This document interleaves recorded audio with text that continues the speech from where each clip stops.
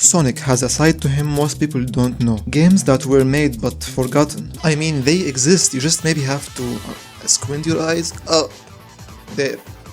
They are. In this video we will cover 4 of them, and at the end of the video we will rate them.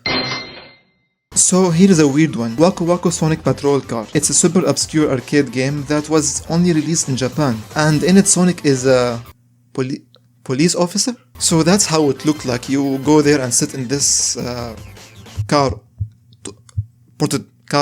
miniature car, and you play the game. You have to avoid traffic and don't hit the crossing animals, but something's wrong. No Sonic game is that peaceful. Something bigger has to come. By the way, it's one of the first games, if not the first game, that has voice acting, which was a really big deal back then. And the whole thing lasts about 2 minutes. Just like any other arcade game, you put on a coin, do your mini shift as a police officer, and you're done. Wait, I can jump? I knew it, something good was gonna come up. Here is Dr. Eggman trying to throw bombs at us. By the way, there is civilians here, this is crazy. So Sonic takes him out with some jumps and goes back to the police station just like it's another Tuesday. The game was also featured in Sonic Archie comics. This universe is made out of endless roads. So here he goes, Eggman like casually just speeding by, throwing bombs, and Sonic says, oh, I hate who speeds. So they just end up catching him after Sonic calls for backup. SEGA wanted to expand the Sonic universe beyond just platforming. So that's why we got something like Sonic the Fighters and Sonic Waku Waku and the 3 more games I'm gonna mention now. So here is another only Japan release by SEGA, and it's called Sonic Eraser. It's a Tetris-like game and it's actually really good. I might be biased because I like Tetris, but this is a competitive 2-player puzzle game with some legit strategy behind it. I'm not sure if at that time there was 2-player Tetris games, but honestly it already ranks above Waku Waku Sonic Patrol Car, which is not an achievement. And really I think it was ahead of its time. I mean, 2-player Tetris games are a trend right now, so they did it way before it was a trend. It's some kind of adaptation for the first Sonic game, but released on the Game Gear, and it follows the same storyline. Dr. Eggman invades South Island to find the 6 Chaos Emeralds to conquer the world. Eventually Sonic takes him down. It mostly have the same elements as Sonic 1, but with some additions too. So when you spin the plate, you get one of 4 pictures, and each picture will give you either a prize or a punishment, or I think there is no punishment, yeah. And also this game has unique special stages which are really simple but still fun. Then you get to the bosses. The first one is just Eggman floating down like, here I am, please don't hit me, I'm not gonna attack you, but like, don't hit me. The second boss, same thing, Eggman again just showing up for his casual beatdown. At this point I just feel bad for him.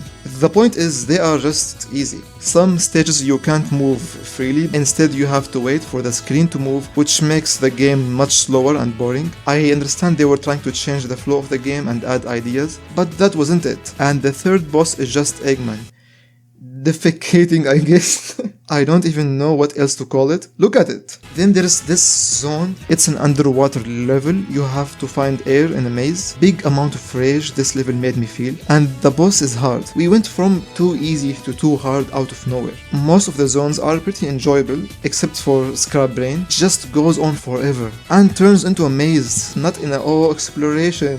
No, more in like, I want to kill myself. So why it happened? I mean, the whole game, not just that level. As I mentioned previously, SEGA wanted to push Sonic as much as possible. Release it on every console they can ever find, even some Nokia phones. And really, it did work. The game is okay, I guess, but there is really no reason to play it if you have access to other Sonic games. Especially that it doesn't add anything new, like no lore. Unlike going into this game, I thought it's gonna be something similar to the last one, which is just an adaptation for the second Sonic game, just on the Game Gear. But it was really different. It has unique zones and unique storyline. Tails has been kidnapped by Eggman and locked away in the Crystal Egg Zone. Sonic finds a note from him. Yes, a note he wrote while being kidnapped, I don't know. Tails said that all the animals have been captured, and that Sonic needs to collect the 6 Chaos Emeralds to even get to Tails. And mentions that Eggman has built 6 master robots that will try to stop him. By the way, this was technically the first appearance of Tails, even before Sonic 2, because it was dropped maybe days before it. So to us players, Tails was a complete stranger at this point. The question is, did the player care about saving him? Well, the game did something really smart here. At the end of every level, you get a little photo of Tails and Sonic, just sitting around, spending time and having fun. It's a subtle but genius way of making you care about someone you have never seen before. These photos is what makes you want to save him. Each zone has its own gameplay twist. Minecarts, hang gliders, giant air bubbles. There is a lot going on. It keeps the levels fresh. And of course there has to be a water level, and yes, it sucks. The game does have multiple pathways, but each path leads to some kind of reward, rings or plus life for example, but the path that leads to finishing the level is just one. I also noticed the way you free the animals at the end of levels are special, and the level environments of this game gives a weird nice feeling. It's not nostalgic but just maybe warm feeling. Tell me if it makes you feel anyway. Bosses here are mostly animal shaped robots. They are not really that memorable, they are not really bad, they're okay. Except one of them is really memorable.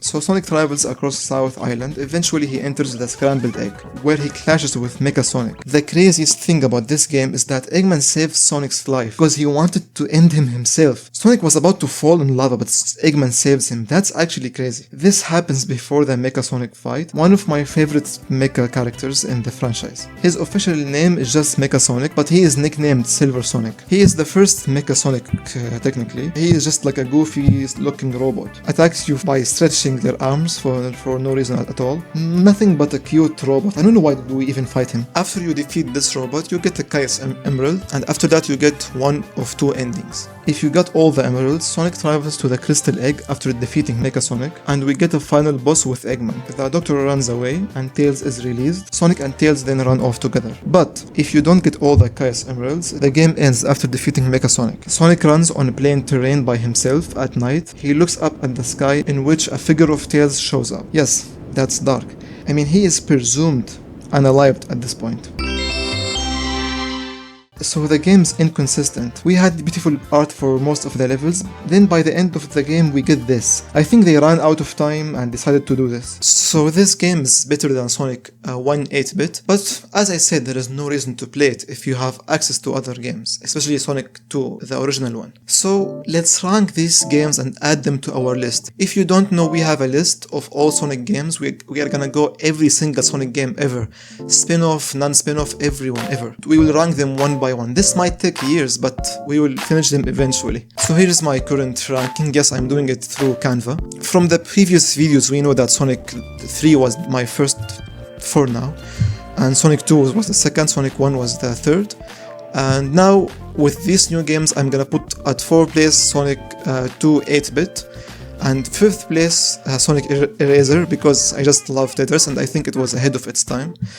At the 6th place, Sonic 1 8-bit. The only reason it's at 6th place is because it's better than Waku Waku Sonic Patrol car, which is almost every game is better than it for now. I hope you like this video and I hope you subscribe. That's all.